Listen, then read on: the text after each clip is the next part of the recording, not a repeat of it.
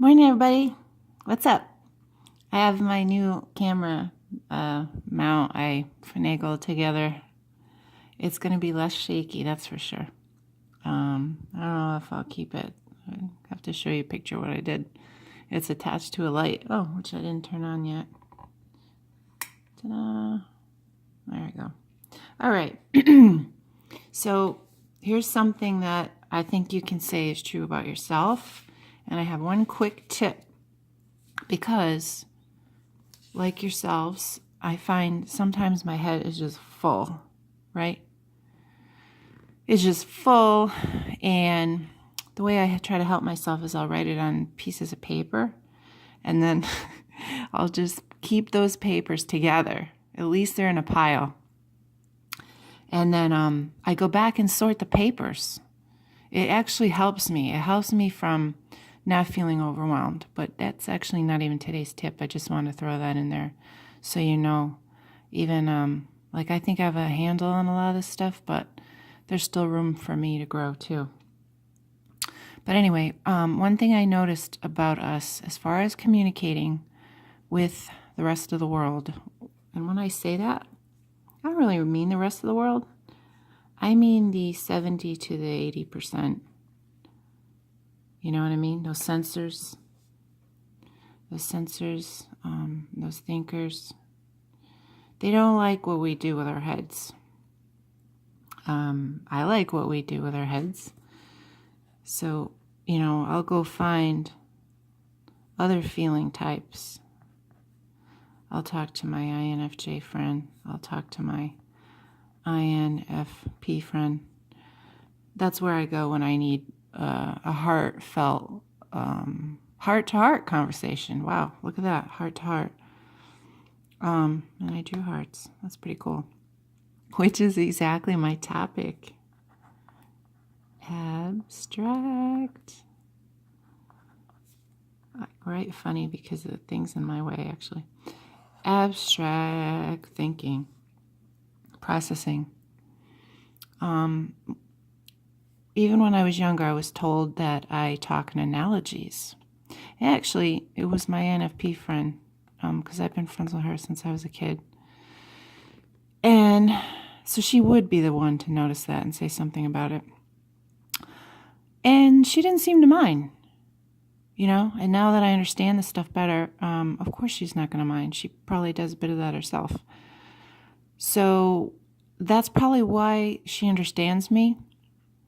But this isn't, we're not talking about all the time what works. We're talking about how we live with the rest of the world. And that's what I want to help you with and teach you everything that I've learned. No, analogies. I love them. But guess what? Most people don't. And that's so sad to me. It's sad to me because, when I give somebody an analogy, I think I'm brilliant. I really do. And it all clicks to me. And I think that this would be true for you because we see the patterns and we've come across the patterns. We've entered it into our internal data bank. And we just love whipping out what we've learned. We love these comparisons. And we feel that it helps us communicate. And maybe it does, but only if we're with the people that do that. The other intuitive feeling types, which, remember, is not a ton of people. It's not a lot of people out there. And guess what else? The one that you were hooked up with, maybe the one you married or something, they're probably not that. More likely than not, they're not this. They're that 80%. Because that's actually what helps balance you out.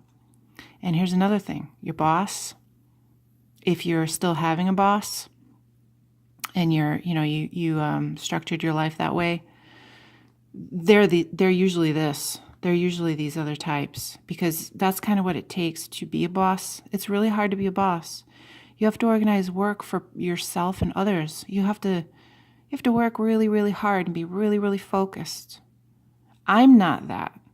I'm not going to speak for you. I'm not that. And they do tend to say that we make good entrepreneurs, and I feel that that's true. I feel that we can wear a lot of hats, we'll work for ourselves.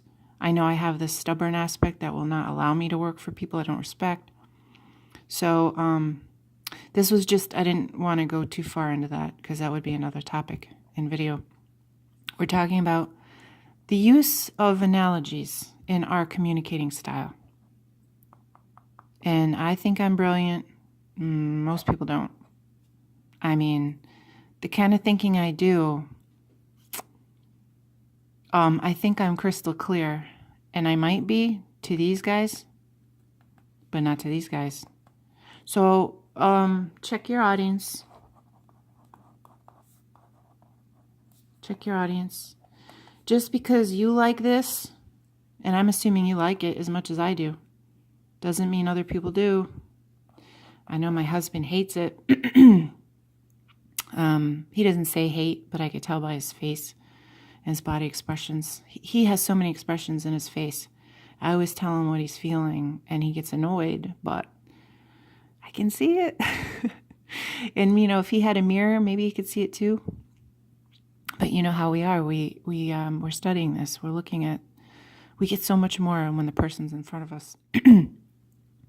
So I know he doesn't like it, and he's told me as much. He'll say when I say like, and this would be analogy, right? Like, I'm using conversational. I say, like blah blah blah, like blah blah blah, and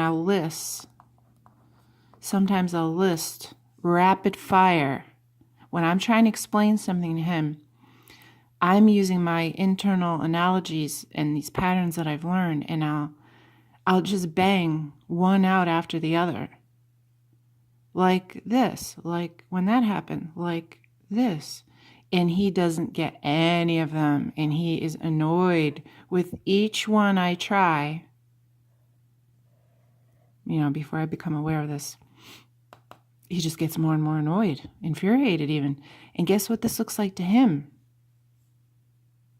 It looks like I'm being self-indulgent. He just thinks I like talking to hear myself talk. I don't know if you've gotten that feedback, and I don't really mind it. I mean, it's his experience, so I don't take it that personal. When I was younger, I used to. But now I'm understanding we're all cut from different cloths. So if you want to learn to get along with that bigger population, you're going to want to be invested in how you're being received. Hear that again. If you're getting along with the bulk of the population, you want to be invested in how you're being received. Okay? And then if you want to be talk heart to heart, go find one of these people. But these people aren't going to serve that up for you. So, because we enjoy this. We enjoy the analogies. I love it. I got to tell you. I love it. But they really don't. Most of the people really, really don't. And my INFJ girlfriend, we're going to do some videos for you where we're together. I'm excited about it because I just have this magical synergy with her. And I'm going to tell you, you can have it with, I feel like you can have it with any INFJ, because my friend, I have a YouTube person that I made friends with, and I instantly kind of get along with her too, as far as when we're talking about ourselves. Now, personally, she's still a different person. So I wouldn't say, maybe I'm sure we would be close friends, although we actually do share stuff in common. But there's just this understanding that you will get from these feeling people. And I just want to remind you, don't try to get it from them. Don't try to get heart to heart with your boss. Boy, I did that a bunch of times in my life. And don't try to get your loved one on the same page as you if they're not your type. Your sibling. You have these people in your life you want to share everything with, but you're not going to be able to, and that's okay. So watch the analogies, because you might be pissing off your people. Yeah, I guess that's it. I guess that's it for today. Hopefully that helps. I'm having one of those days I can't focus, so I'm going to go. Today would be a day I should just clean the house. That's how I live with myself. You know, you kind of recognize your patterns and don't try to fight it. And that's it. And then be easy on yourself. I learned that too. It was very helpful to me because we tend to beat ourselves up. Don't do that. All right. Thanks, guys. I'll talk to you soon. Bye.